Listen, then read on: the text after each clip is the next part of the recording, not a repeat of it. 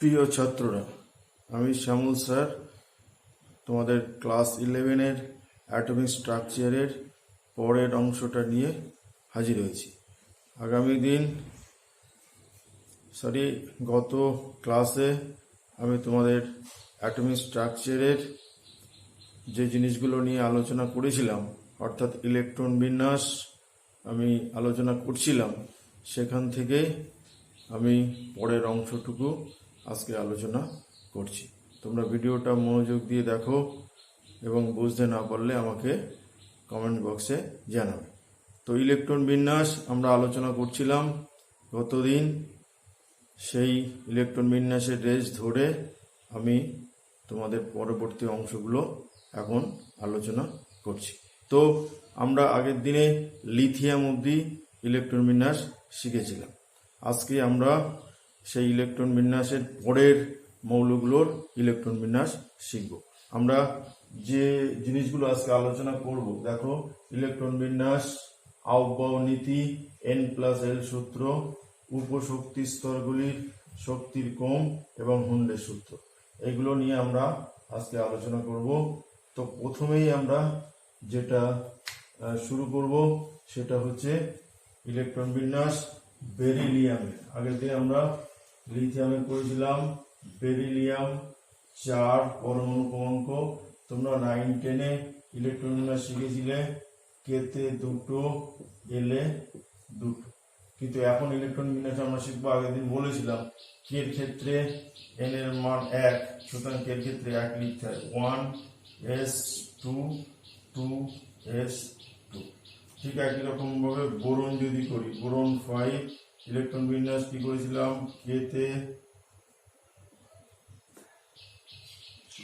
কেতে করেছিলাম 2, এলে করেছিলাম 3টে। এখন ইলেকট্রন বিন্যাস আমরা করব কে মানে 1s2 এল। এলে আমাদের দুটো শক্তি স্তর থাকে। আমরা বলেছিলাম যে কে শেষ হয়ে যাওয়ার পরে এল আসে। এল এর ক্ষেত্রে এন এর মান 2, তাহলে 2 এখানে বসাবো। আর প্রথমেই ইলেকট্রন একটা শক্তি স্তর শেষ হয়ে যাওয়ার পরে নতুন যে শক্তি স্তর আসে তার এন এর মানটা বসাতে হয় পরে। তো এল এর ক্ষেত্রে এন এর মান 2, আমরা 2 বসিয়েছি। এল এর দুটো উপশক্তি স্তর থাকে, একটা হচ্ছে এস আর একটা পি। তো এস এ প্রথমে ইলেকট্রন বসে, তারপরে এস ইলেকট্রন দ্বারা পূর্ণ হয়ে যাওয়ার পর পিতে বসবে। এরকম ভাবে এলে যখন 8টা ইলেকট্রন ভর্তি হয়ে যাবে তখন এম শক্তি স্তর আসবে। তো এলে এখানে কটা ইলেকট্রন আছে, 3টে আছে। তাহলে 2 আগে লিখেছি আমরা, 2 এর এস প্রথমে আসবে। এস এ দুটো ইলেকট্রন থাকে সর্বোচ্চ, তাহলে আমরা 2 লিখলাম, 2s2। তাহলে আর একটা ইলেকট্রন থেকে যায়, সেটা পিতে যাবে। সেটা শুধু আমরা পি লিখবো না, 2 এর পি লিখবো, অর্থাৎ এল এর যেহেতু 2 সেই জন্য আমরা এখানে লিখবো 2p1। ঠিক একই রকম যদি আমরা কার্বন করি, তো কার্বনের ক্ষেত্রে আমরা লিখেছিলাম k2l4। এখন ইলেকট্রন বিন্যাস কি হবে, 1s2 2s2 2p2। দেখো, এখন এই পি কক্ষে ইলেকট্রনগুলো পরপর ভর্তি হতে হতে যাবে। যতক্ষণ না 6টা ইলেকট্রন হবে ততক্ষণ পি তে ইলেকট্রন আমরা দিয়ে যাব। তো কার্বনের পরে কে আছে, নাইট্রোজেন। নাইট্রোজেন 7, আমরা শিখেছিলাম কেতে 2, এলে 5। এখন ইলেকট্রন বিন্যাস শিখব 1s2 2s2 2p3। ঠিক একই রকম ভাবে অক্সিজেন 8, ফ্লুরিন 9, নিয়ন 10। তো তোমাদের অক্সিজেন ফ্লুরিন টাস্ক দেয়া থাকলো। নিয়নের ক্ষেত্রে কি হবে, কেতে আমরা করেছিলাম 2, এলে করেছিলাম 8। তো এর ইলেকট্রন বিন্যাসটা দেখাই, 1s2 2s2 2p6। ভালো করে খেয়াল করে দেখো, এই যে এটা কে, এটা এল। দেখো মোট 8টা ইলেকট্রন হয়ে গেছে। ওকে, তো অক্সিজেনটা আমি করেই দিচ্ছি। দেখো, কেতে থাকে 2, এলে থাকে 6টা। তোমরা শিখেছিলে ইলেকট্রন বিন্যাস নিশ্চয়ই হবে 1s2 2s2 2p 4। ফ্লোরিনের ক্ষেত্রে কি হবে? ফ্লোরিনের ক্ষেত্রে তোমাদের টাস্কটা দেওয়া থাকলো, এখানে জাস্ট আর একটা ইলেকট্রন দিতে হবে। দিলে কি হবে? 1s2 2s2 2p5। এই হলো আমাদের নিয়ন 10 ইলেকট্রন বিন্যাস অব্দি আমরা করলাম। এটা নিষ্ক্রিয় মৌল, নিয়নটা আমি স্টার মেরে রেখেছি। এই নিষ্ক্রিয় মৌলের সর্বোচ্চকে গড় ইলেকট্রন থাকে 8টা ইলেকট্রন থাকে। দেখো 6 আর 2 8, তাহলে নিয়ন অব্দি 8টা ইলেকট্রন থাকে। ন্যাচারালি আমরা নিয়ন ইলেকট্রন বিন্যাস করে ফেলেছি। এরপরে যেটা আমরা করব সেটা হচ্ছে সোডিয়াম। তো সোডিয়ামের ইলেকট্রন বিন্যাস আমরা করি।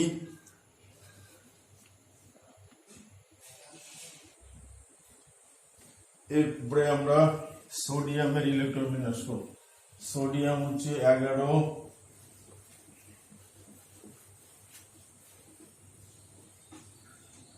সোডিয়াম Na, এই 11 পরমাণু ক্রমাঙ্ক 11টা ইলেকট্রন থাকে। এটাতে কেতে 2টো, এলে 8টা, এমে 1টা।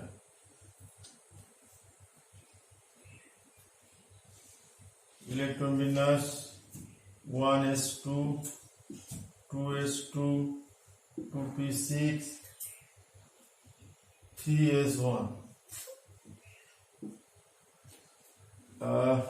ম্যাগনেসিয়াম 12, তার ইলেকট্রন বিন্যাস আমরা শিখেছি কেতে 2, এলে 8, এমে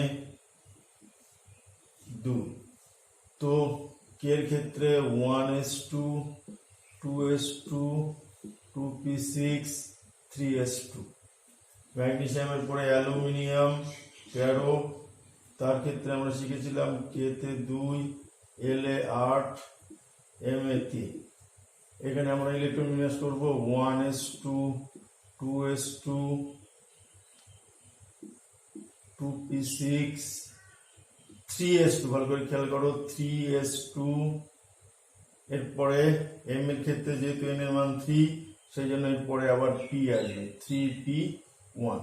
তোমাদের একটু বলে দিই, দেখো সোডিয়ামের ক্ষেত্রে 11টা ইলেকট্রন আছে, কেতে 2টো আছে, এলে 8টা আছে, এম এ 1টা আছে। তো এইটা 1s1, এটা কে, এইটা হলো এল, 8টা হয়ে গেছে। যখনই এম এসছে, এম এর ক্ষেত্রে এন এর মান 3, সেই জন্য আমরা এখানে 3 বসিয়েছি। আর প্রথমেই ইলেকট্রনটা এসে যায়, সেই জন্য এসে বসিয়েছি। ঠিক একই রকম ভাবে ম্যাগনেসিয়ামের ক্ষেত্রে দেখো 2টো ইলেকট্রন থাকে সর্বশেষ কক্ষে, এই যে 3s এ 2টো আছে। আর অ্যালুমিনিয়ামের ক্ষেত্রে দেখো এই 3sটা পূর্ণ হয়ে গেছে, s 2টো ইলেকট্রন দ্বারা পূর্ণ হয়ে গেছে, সুতরাং 2টোর বেশি s এ ইলেকট্রন থাকে না, সেই জন্য পরের যে ইলেকট্রনটা সেটা পিতে যাবে এবং সেটা 3 এর পি, অর্থাৎ এই এম এর পিতে যাবে। ঠিক একই রকম ভাবে সিলিকন 14, এটার তোমরা শিখেছিলে কে 2, এল 8, এম 4। ডেফিনেটলি ইলেকট্রন বিন্যাস হবে 1s2 2s2 2p6 3s2 3p2। এরকম ভাবে আমরা সিলিকনের পরে ফসফরাস করব, সালফার করব, ক্লোরিন করব, আর্গন করব। আর্গন 18 পরমাণু ক্রমাঙ্ক, এটা নিষ্ক্রিয় মৌল, এইটা 17, এইটা 16, এইটা 15। তো তোমাদের ক্ষেত্রে বলে রাখি, একই রকম ভাবে যখন ফসফরাস করব তখন এখানে আর একটা পি দিতে হবে, যখন সালফার করব আর একটা পি, ক্লোরিন করব আর একটা পি, পিতে আর একটা ইলেকট্রন দিতে হবে। এরকম ভাবে যখন আর্গন করব তখন দেখো পিতে 6টা ইলেকট্রন চলে আসবে। তো আর্গনটা এই 3টে তোমাদের টাস্ক হিসাবে রাখলাম, আমি আর্গনটা করে দিচ্ছি। দেখো আর্গনের ইলেকট্রন বিন্যাসটা হবে এই, দেখো 1s2 2s2 2p6 3s2, কটা হয়েছে 2 2 4 আর 6 আর 4 10 আর 2 12, 12 আর 3p6, দেখো 18টা ইলেকট্রন হয়ে গেছে। ঠিক আছে, আর নিশ্চয়ই তাহলে ফসফরাসের ক্ষেত্রে 3 হবে, এখানে 3p3, সালফারের ক্ষেত্রে 3p4, ক্লোরিনের ক্ষেত্রে 3p5। এটা তোমাদের টাস্ক হিসাবে দিলাম, তোমরা করো খুব সোজা, এক একটা করে বসিয়ে যাবে, এই আর্গন অবধি হয়ে গেল। তাহলে আর্গনের ইলেকট্রন বিন্যাস আমরা করে ফেললাম 1s2 2s2 2p6 3s2 3p6। এ দেখো এটা সর্বস্থির কক্ষে 8টা ইলেকট্রন আছে, তাহলে এটা হচ্ছে কে শেল, এটা হচ্ছে এল শেল, এটা হচ্ছে এম শেল। এটা আমরা করব। এইবারে যেটা সবচেয়ে ইম্পর্টেন্ট এবং ইন্টারেস্টিং ইলেকট্রন বিন্যাস, সেটা হলো পটাশিয়াম। পটাশিয়ামের 19 পরমাণু ক্রমাঙ্ক, তো সেই 19 আমরা ইলেকট্রন বিন্যাসটা করব। 19 ইলেকট্রন, পটাশিয়াম কে 19। তো আমরা মাধ্যমিকে শিখেছিলাম, সেটা আমি পরে লিখছি। এখন যদি আমরা 11-12 এর যে ইলেকট্রন বিন্যাসটা শিখলাম, সেটা এরকম হবে 1s2 2s2 2p6 3s2 3p6। এই দেখো এটা কে হলো, এটা এল হলো, এটা এম। এম এ সর্বোচ্চ কটা ইলেকট্রন থাকে?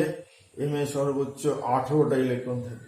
তাহলে সেক্ষেত্রে আমরা জানি এম শক্তি স্তরে 3টি উপশক্তি স্তর আছে, এস পি ডি, তাই না? তো এই ইলেকট্রনটায় পরের যে ইলেকট্রনটা, সেটা নিশ্চয়ই ডিতে যাওয়ার কথা, তাই না? অর্থাৎ 3d হওয়ার কথা। তাহলে এখানে আমাদের 3d1 লেখার কথা, কিন্তু এই ইলেকট্রন বিন্যাসটা হবে না। কেন হবে না? এটা কাটা, কারণ আমরা সেটা এখন আলোচনা করব। তোমরা এখানে শিখেছিলে কে তে 2টো, এল এ 8টা, এম এ 8টা, এন এ 1টা। এখন প্রশ্ন আসতে পারে যে এম এ তো স্যার 18টা ইলেকট্রন থাকে, কিন্তু এখানে কেন স্যার 8টা, তারপরে আবার এন এসছে? এটা তোমরা 9-এ শিখেছিলে যে যখন কোনো কক্ষ সবার বাইরে থাকে তখন 8টার বেশি ইলেকট্রন থাকে না। তাহলে কি স্যার কখনোই এম শক্তি স্তরে 18টা ইলেকট্রন থাকবে না? অবশ্যই থাকবে। সেইটাই এখন আমরা শিখব যে এম শক্তি স্তরে সূত্র অনুযায়ী যে 18টা ইলেকট্রন বসাতে হয়, সেই 18টা ইলেকট্রন কিভাবে বসবে সেটা আমরা এখন শিখব। এই যে আমি বোর্ডে ইলেকট্রন বিন্যাস করেছি, দেখো এই ইলেকট্রন বিন্যাসটা ভুল। সঠিক ইলেকট্রন বিন্যাসটা কি সেটা লিখি। অ্যাকুরেট ইলেকট্রন বিন্যাস হচ্ছে 1s2 2s2 2p6 3s2 3p6 4s1. This is correct electronic configuration of potassium. পটাশিয়ামের একদম সঠিক ইলেকট্রন বিন্যাস হচ্ছে এইটা। এইটা হচ্ছে কাটা, এই ইলেকট্রন বিন্যাসটা হবে না, এইটা হচ্ছে ক্রস। ওকে, তো এইটা কেন হলো স্যার? 3d না এসে 4s1 আসলো কেন? দেখো এইটা অনুযায়ী আমরা n এর মান 4, সেই জন্য 4 বসিয়েছি, এবং আমি প্রথমে বলেছি যে প্রথমে ইলেকট্রনটা এসে যাবে, সেই জন্য এসে এসছে। ক্লিয়ার? কিন্তু প্রশ্ন যে এখানে 3d আসার কথা, 3d না এসে 4s এ আসে কেন? এখানে একটা প্রশ্ন আসে যে পটাশিয়ামের শেষ ইলেকট্রনটা 3d উপকক্ষে না গিয়ে 4s এ যায় কেন? প্রশ্নটা খুব ইম্পর্টেন্ট, আমি তার উত্তরটা বলছি, তোমরা টুকে নিতে পারো। এই সংক্রান্ত বিজ্ঞানী আউটবাউ একটা সূত্র দিয়েছিলেন, তার নাম হচ্ছে আউটবাউ নীতি।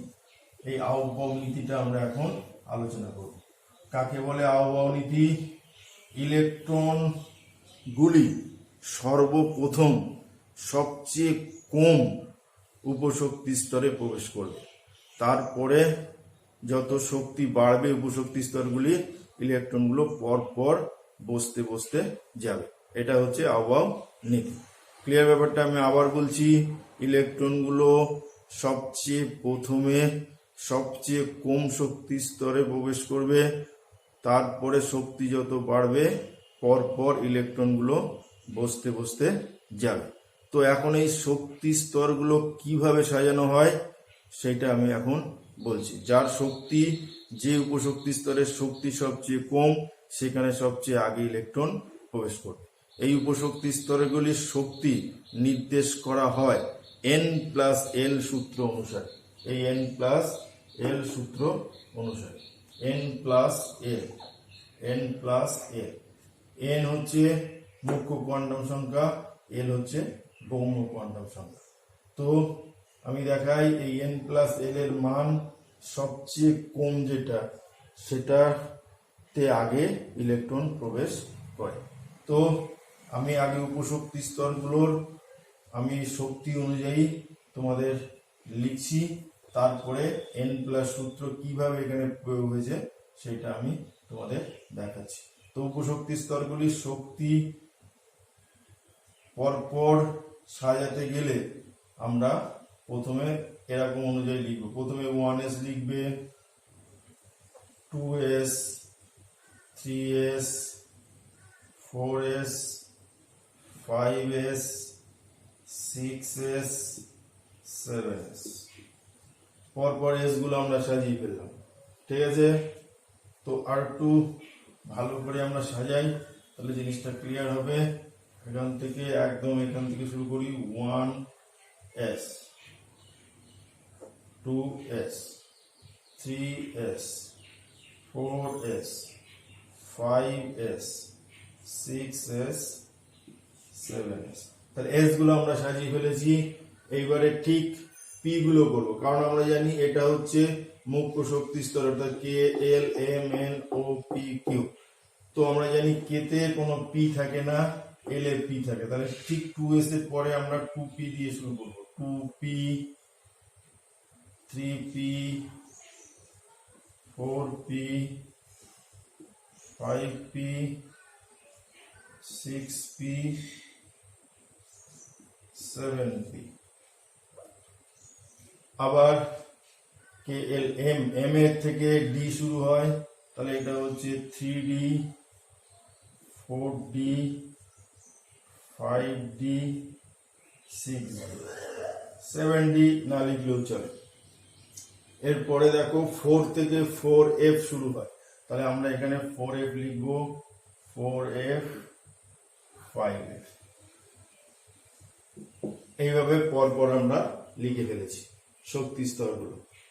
এই শক্তি স্তরগুলোর শক্তি n+l সূত্র অনুসারে হয়।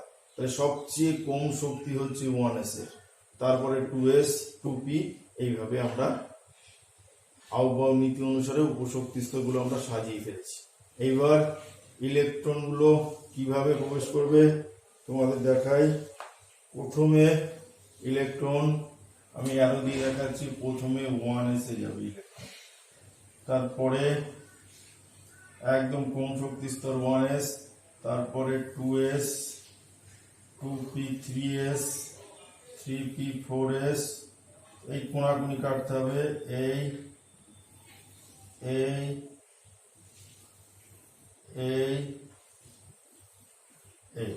এইভাবে ইলেকট্রন গুলো পরপর প্রবেশ করবে, কিন্তু এটা কোণাকুনি যাবে, অর্থাৎ ঝিকঝাক হইতে যাবে, এইভাবে যাবে, অর্থাৎ 1s এর পরে ঘুরে সাপের মতো গতিতে। আমি এটা অন্য কালি দিয়ে দেখাচ্ছি, তাহলে তোমাদের সুবিধা হবে। এটা এই কালি দিয়ে দেখাচ্ছি, এইভাবে যাবে, এইভাবে গেল, অর্থাৎ এরকম ঝিকঝাক হইতে যাবে।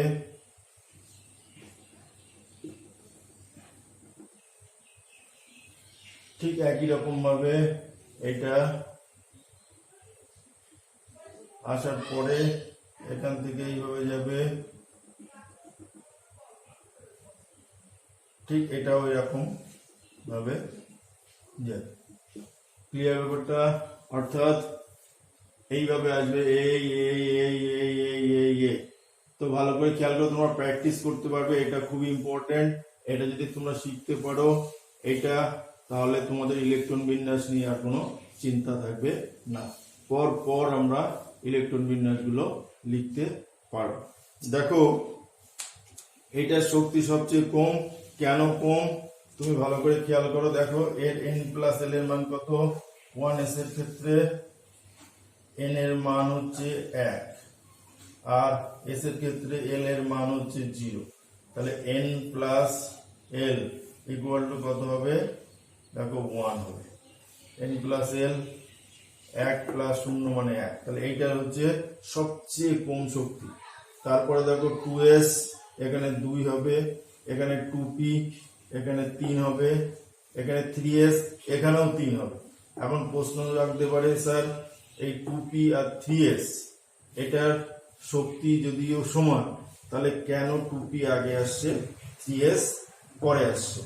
সেটার উত্তরটা বলি যে তখন এরকম মান অর্থাৎ n প্লাস l এর মান আমরা যখন বসানোর পর যদি দেখা যায় যে 2 বা তার বেশি উপশক্তি স্তরের ক্ষেত্রে মান যদি সমান হয়, তাহলে যে উপশক্তি স্তরের ক্ষেত্রে n এর মান সবচেয়ে কম সেখানেই আগে ইলেকট্রন প্রবেশ করবে। তারপরে পরপর n এর মান যত বাড়তে থাকবে ইলেকট্রনগুলো পরপর প্রবেশ করতে থাকবে। তাহলে একটা উদাহরণ দিই, জিনিসটা ক্লিয়ার হবে। সে তোমাদের ছোট করে একটা উদাহরণ দিচ্ছি এখানে, এই 2s, এই 2p আর 3s, দেখো দুটোর ক্ষেত্রেই এখানে n প্লাস l কত হবে 2, এখানে 2 আর p ক্ষেত্রে l এর মান 1, তার মানে এখানে 3 হলো। আর 3s এর ক্ষেত্রে n এর মান 3, s এর মান 0, তাহলে এটার ক্ষেত্রে 3 হলো। তাহলে দেখো দুটোরই মান n প্লাস l এর মান 3 হয়েছে। তাহলে বলো দেখি কোনটাতে আগে ইলেকট্রন প্রবেশ করবে, অর্থাৎ কোনটাতে মুখ্য কোয়ান্টাম সংখ্যার মান কম আছে? ডেফিনিটলি দেখো 2p তে এখানে 2 আছে, 3s এ এখানে n এর মান 3 আছে। তো আমি তোমাদের বলেছিলাম বা বলেছি একটু আগে, সেটা হচ্ছে যদি একাধিক এরকম উপশক্তি স্তরে n এর মান অর্থাৎ এই n প্লাস l এর মান যদি সমান হয়, তাহলে তোমাদের এই n এর মানটা দেখতে হবে। এই n এর মান যেটাতে কম থাকবে সেটাতেই আগে ইলেকট্রন প্রবেশ করবে। এই জন্য 2p আর 3s এর মধ্যে দেখো 2p টা আগে লেখা হয়েছে। ঠিক একই রকম ভাবে দেখো এই 4s এবং 3d, ভালো করে খেয়াল করো। তাহলে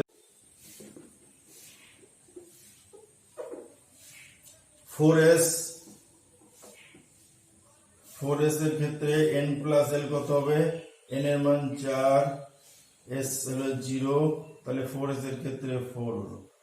আর 3d এর ক্ষেত্রে কত হবে, 3 প্লাস 2, অর্থাৎ n এর মান 3, l এর মান 2, দ্যাট ইজ ইকুয়াল টু 5। দেখো ও এটার ক্ষেত্রে সমান হচ্ছে না, এটার ক্ষেত্রে দেখো 4s এর ক্ষেত্রে 4 আসছে আর 3d এর ক্ষেত্রে 5 আসছে। তাহলে বুঝতেই পারছো যে 4s এর শক্তি 3d এর তুলনায় কম। এই জন্য পটাশিয়ামের ক্ষেত্রে শেষ ইলেকট্রনটা 4s এ না, এই 3d তে না গিয়ে 4s এ আসে। আমি আবার বলছি, পটাশিয়ামের শেষ ইলেকট্রনটা 3d তে না গিয়ে 4s এ আসে কেন? উত্তর বলতে হবে যে আমরা জানি n প্লাস l এর মান যার কম, ইলেকট্রনটা সর্বপ্রথম সেখানে প্রবেশ করে।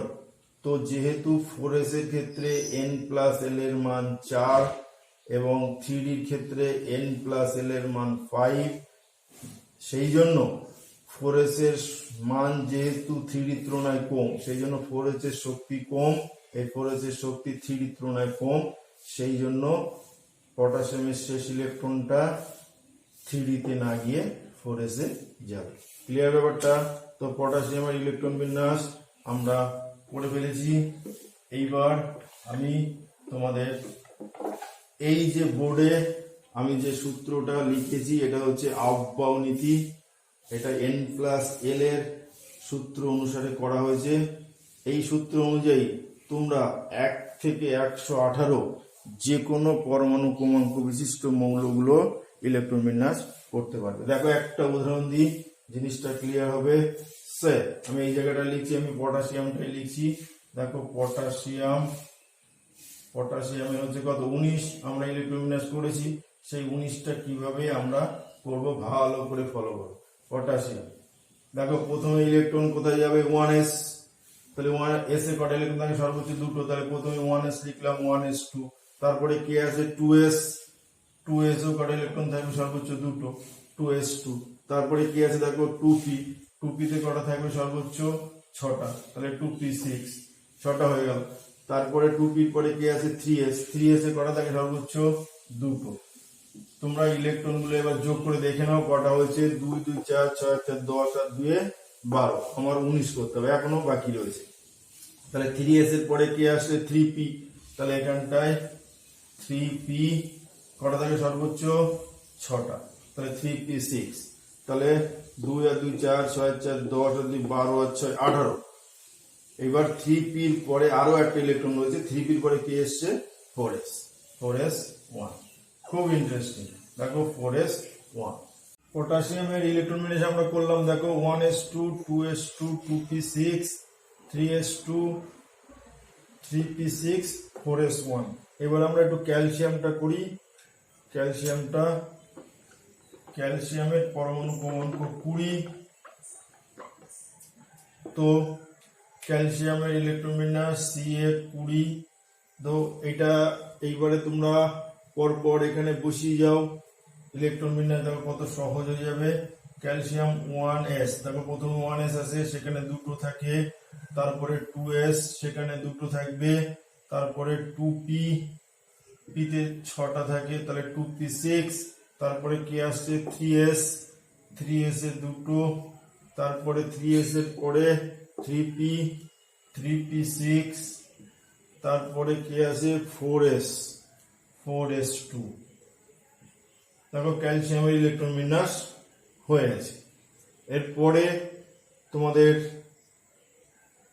স্ক্যান্ডিয়াম 21 যখনই আসবে তখন এই ডি তে একটা করে ইলেকট্রন যাবে। স্ক্যান্ডিয়াম 21, এই 4s এর পরে 3d আসবে। এবার এই 3d যতক্ষণ না 10টা অব্দি ইলেকট্রন ভর্তি হবে ততক্ষণ ইলেকট্রন চলতে থাকবে। তো তোমাদের 21 থেকে 30 অর্থাৎ স্ক্যান্ডিয়াম থেকে জিঙ্ক এই পর্যন্ত তোমাদের টাস্ক দেয়া থাকলো, তোমরা করবে। আজকে এখানেই শেষ করছি। ভালো থাকো, সুস্থ থাকো, ঘরে থাকো।